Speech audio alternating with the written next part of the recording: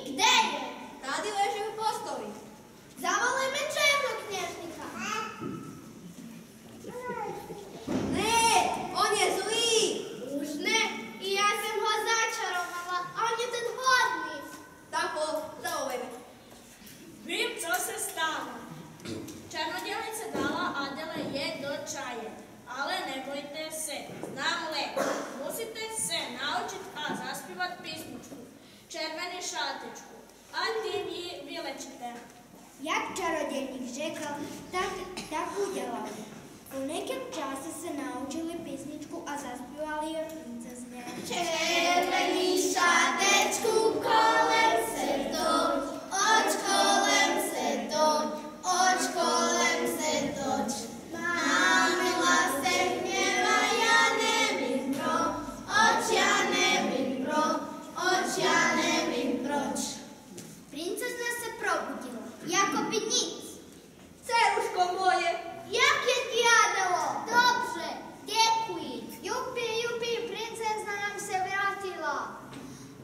se Adela uzdravila, čarodějnice se vdala za vodníka a všichni byli šťastní.